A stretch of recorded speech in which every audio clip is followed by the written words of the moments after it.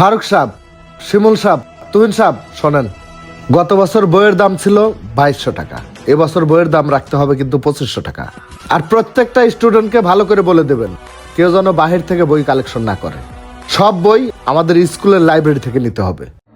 আর বছরের শুরু থেকেই যেন সবাই আমাদের এখানেই কোচিং করে, সবাইকে আগে থেকেই বলে দেবেন। স্যার, বইয়ের দামটা 2200 টাকাই তো ঠিক ছিল, 2500 টাকা তো বেশি হয়ে যায়। এখানে তো সবাই নিম্ন আয়ের মানুষ। নিয়ে আপনি সব পাকনামি করেন, এই শিক্ষকতা বাদ দিয়ে দেশে গিয়ে গরু কিনে হাল চাষ করেন। হ্যাঁ স্যার, আপনি ঠিকই বলছেন, একটু চালাক না হলে এত বড় স্কুল চালানো যায় না। আর স্যার, কোচিং নিয়ে আপনি চিন্তা করা লাগবে না, এটা দায়িত্ব স্যার আমার। সব প্লাবনকে আপনি কোচিং এ না লাগে এটা আমি বুঝবো। আচ্ছা ঠিক আছে, গুড জব। ঠিক আছে লেখো। এ মাহিন, তোর কি অবস্থা দেখি? এই তো স্যার, পড়া প্রায় শেষ। এই বই তুমি কই পাইছো? এই বই কালকে আমার আম্মু বাজার থেকে কিনে দিয়েছে। দেখি তোমার সবগুলো বই বের করো। এই যে স্যার। সবগুলো বই বাহির থেকে কেনা। তোমার আম্মু খুব চালাক না? আজকে ছুটির পর তোমার আম্মুকে আমার সঙ্গে দেখা করতে বলবা, মনে থাকে যেন। ঠিক আছে স্যার।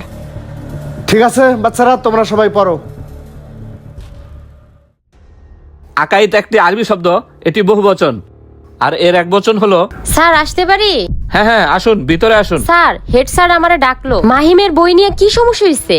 সমস্যা হয়েছে কি আপনি কি জানেন না? আমাদের লাইব্রেরি থেকে বই কিনতে হয়। আপনি বাইরে থেকে বই কিনছেন কেন? স্যার, আমার কাছে টাকা কম তো, এর জন্য বাইরে থেকে পুরান বই কিনে দিচ্ছি। কে স্যার, তাতে কোনো সমস্যা? হ্যাঁ, সমস্যাই তো, বই তো আমাদের এখান থেকে কিনতে হয়। আপনি অন্য জায়গা থেকে বই কিনা কয়টা টাকা বাঁচাইতে যা বড় একটা ঝামেলা করে ফেলাইছেন। হেড স্যার অন্য জায়গায় ক্লাস নিতেছে, আপনি যা অফিসে বসেন। স্যার একটু পরে আসবে, আল্লাহ জানে কি হয়। যান অফিসে গিয়ে বসেন। আচ্ছা স্যার, যাইতেছি। তাহলে বাচ্চারা, তোমরা কি সব আমার কথা বুঝতে পারছো?